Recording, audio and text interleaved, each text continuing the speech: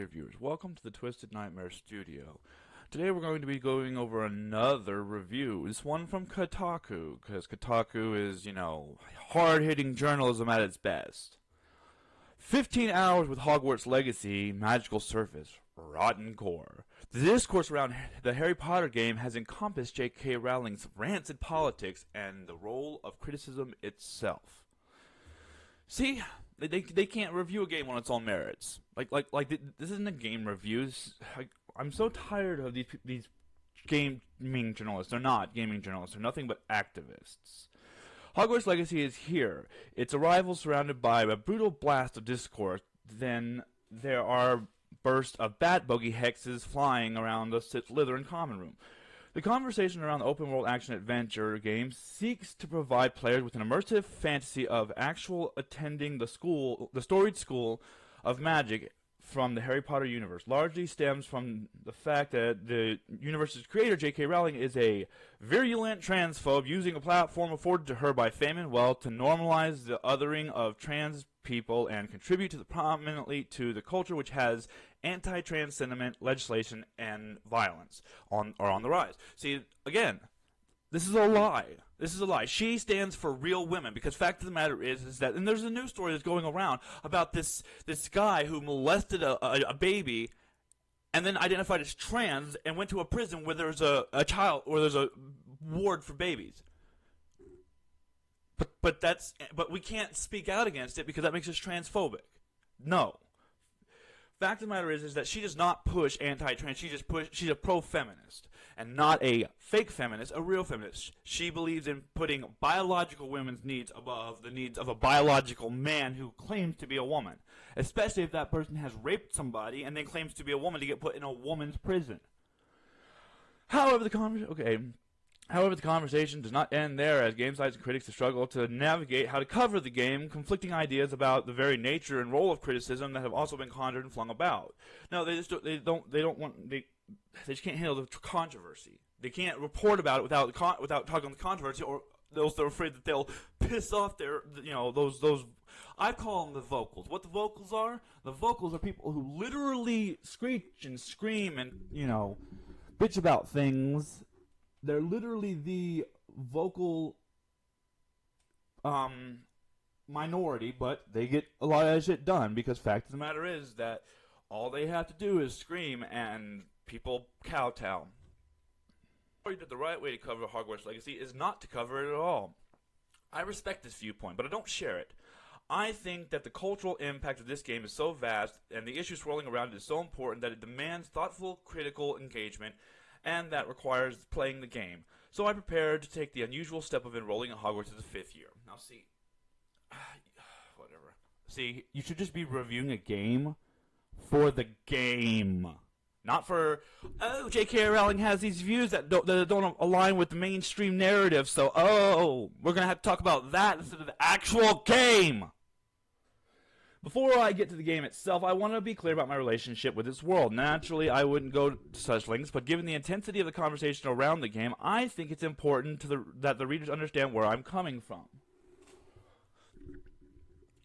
I read the Harry Potter books around the time that they came out, back when I was blissfully unaware that J.K. Rowling would one day become known as much for her transphobic ideology as for her being an author of an outrageously popular series. I am trans, which makes her attitude about trans people particularly hard to overlook. Of course you are. I was already older than the series' target audience, but I liked them fine and thought that they deserved to become new classics of children's literature. I understand that the appeal of the Hogwarts Legacy, the chance to step into an immersively detailed recreation of a place once loved from books and films, and craft your own compelling story that, by attending classes, making friends, learning spells, getting into mischief, visiting Hogsmeade, exploring the castle, and finding yourself at the heart of a conflict that threatens the wizarding world. As a player and a critic, I approached all that with an open mind. No, you didn't. No, you didn't. You're literally... the opening of this shows that you do you know what an open mind means? You literally can't... You're literally sitting there acting like you can't come to this with an open mind. Literally the previous paragraphs, all of this garbage literally states the exact opposite. You didn't come at it with an open mind. At the same time, I'm not a die-hard fan. I stepped into Potter lore. Steeped in Potter lore. While I remember the broad strokes of the series narrative, I have forgotten about most of the smaller details, so I'm not going to catch every reference and Easter egg. I know that the Weasleys I've met are the ancestors of the ones in the books. Sure. And I recognize plenty of other family names and nods to magical dynasties. But for every reference I catch, I'm sure a dozen fly over my head. I am not here to judge how well Hogwarts Legacy crams in its bit of fan service, just as I think a good Star Wars game or Lord of the Rings game should pull the player in even if they're not experts on the history of the Jedi or the nature of the... I don't know what that is, Maiar? I feel that if Hogwarts Legacy is going to work, it should work for newcomers as well as those who love the series so much that they got Harry Potter tattoos now that they now regret. Or maybe they just don't regret it. Or are you talking about yourself? Did you get a Harry Potter tattoo that you wish you could laser off? Poor person. Also, lastly, this is not a review. Like a number of other outlets, we weren't furnished with an early code. So this isn't a review? Okay. Then you're just whining about the game. And what I can only assume was an effort to ensure the early reactions to the game were mostly be positive. Of course, they wanted people, they didn't want activists. That's what it was. Kotaku is nothing but a bunch of activists. That's why you didn't get a review code, because they knew exactly what you would say, you freaking moron. That's why you didn't get a review code. Spoiler alert. Anyways, of course you may argue that it's the role of the publicists to cultivate good press for their games, but I wish that they would see the value of games' crit ecosystem as much, and not so much an extension of their own PR efforts to be gamed for positive buzz. But a place that lifts up the median of games as a whole by taking them seriously. What the hell does it even mean? Without the extra time that early code would have afforded me, I wasn't able to finish the story or come close to fully exploring it. Instead, I spent around 15 hours with the game, enough to feel like I have a solid foundation upon which to base my impressions. The first thing that you do in Hogwarts Legacy is create your characters, so I created just the person I'd be if I were a British youngster being whisked off to the grand adventures of school magic. I named her Emily Edencott, and gave her a kind of short, androgynous haircut that I sometimes wish I could pull off in real life without making myself look much more likely to be misgendered. The game, to its credit, isn't the least bit restrictive about gender presentation and ideology. You can combine the character creator offerings of body types, hairstyle, voices, and so on, which way you like it, without being limited whether you ultimately tell the game that you're a witch or a wizard.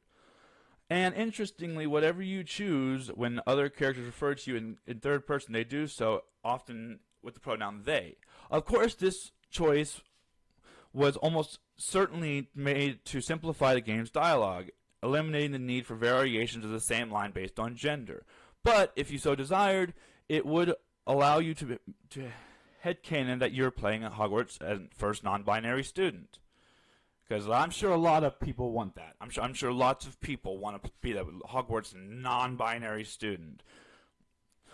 After a bit of misadventure that works as a tutorial and suggests that you may be a Hogwarts student with rare, remarkable gifts, you arrive at this titular school, and it makes a first great impression. I know that many people grew up loving Harry Potter books, have dreamed of the Hogwarts game, and would let you live out their lives as a Hogwarts student. I am not one of those people. I am still taken by the rich detail, and immersive atmospheres with which the school is recreated. See, I mean, at least she's paying some compliments to the game. I mean, I'll give her that, honestly. So you know what? Congratulations. You're actually, putting yourself to the side.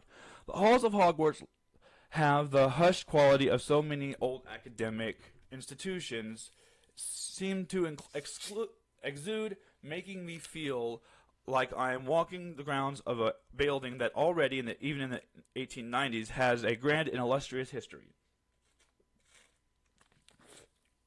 It is likely, also, of course, unlike any actual school that's ever existed, filled with paintings that move, statues of wizards and dragons, and a poltergeist practicing juggling while hovering 6 feet off the floor, and more secrets and puzzles and collectibles that you can wave a wand at.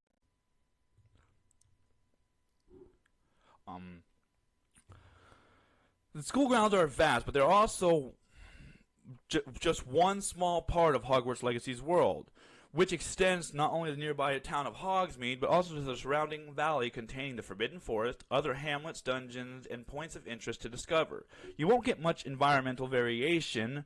It's all Scottish countryside after all, but it's beautiful, and the landscape visually and tonally shifts from different seasons as the story progresses. Hogwarts Legacy does, at the least, deliver on the promise of making you feel like you are there, free to explore to your heart's content.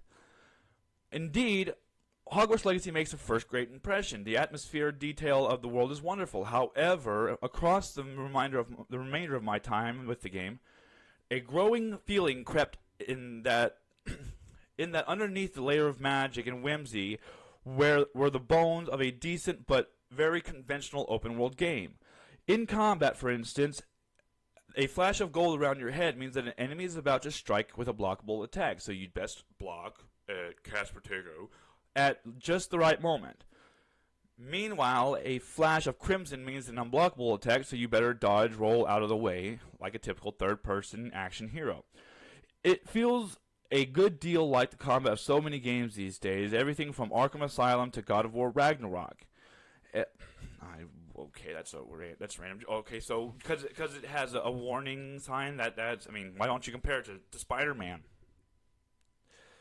Though not nearly as impactful either. Oh, of course, but you had to take a dig. Your primary means of doing damage is your basic cast, a fizzy little bolt from your wand that has all the oomph of a typical video game pea shooter.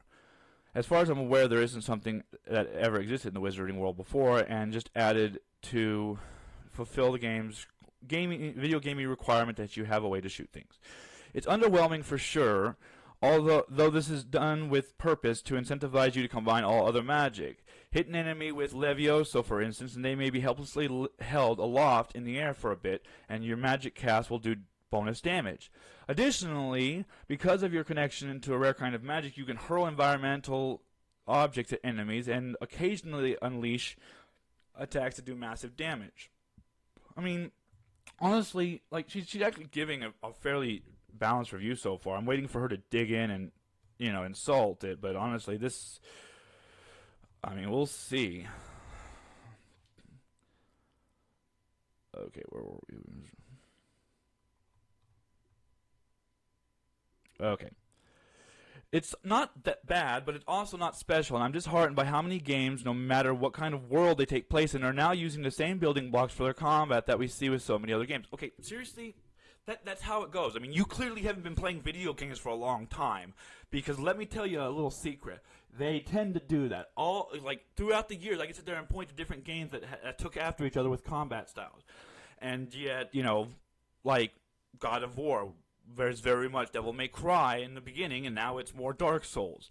The games build off of each other. That's been that way forever. People take inspiration from games that they play that they like. That's not something new, and that's not something that. Yeah. Thankfully, combat isn't a particular focus here. At least in the first 15 hours or so, you are likely to spend a good deal more time doing other sorts of things, including adding a genuinely impressive assortment of spells to your arsenal.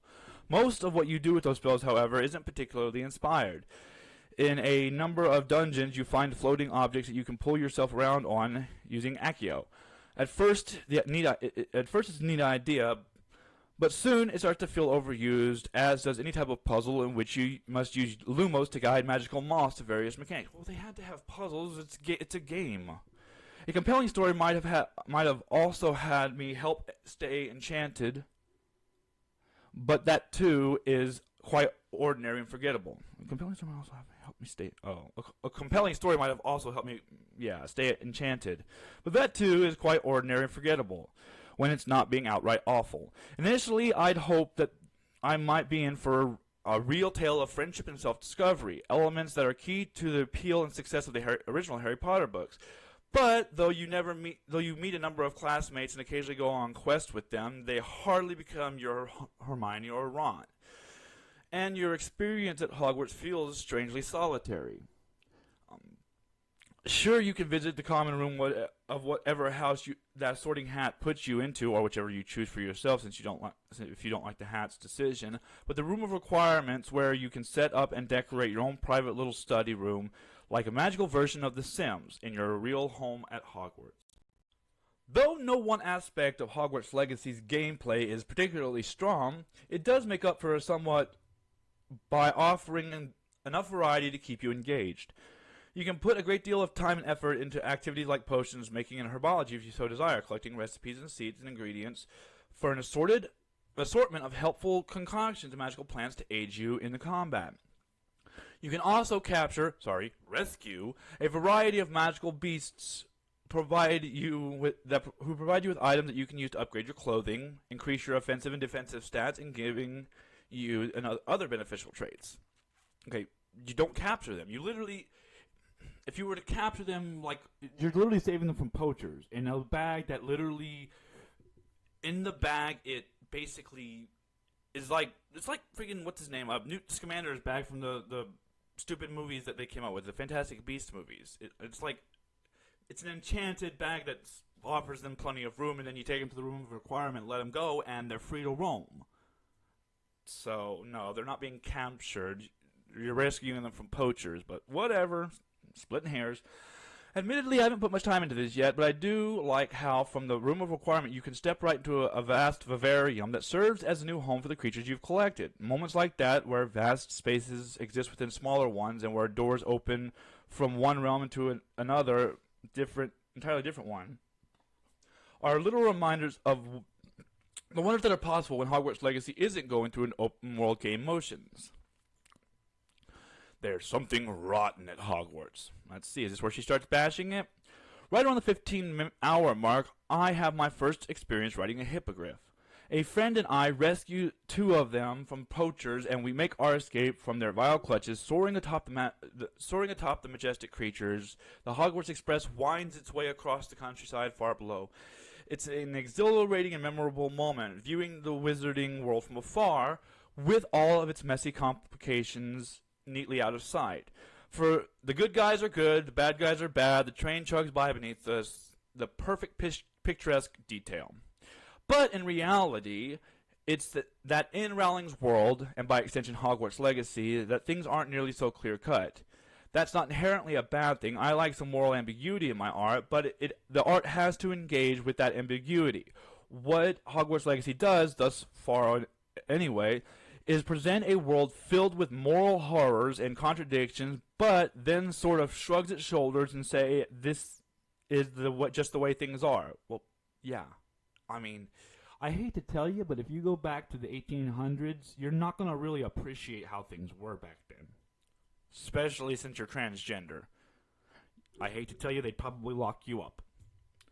So, anyways, you see a house elf tirelessly scrubbing floors as you head to class. As you get near, he'll disappear in a whirl of magic, not wanting you, the all-important human wizard, to concern yourself with the toil of those lowly, insignificant beings who work to maintain your immaculate surroundings.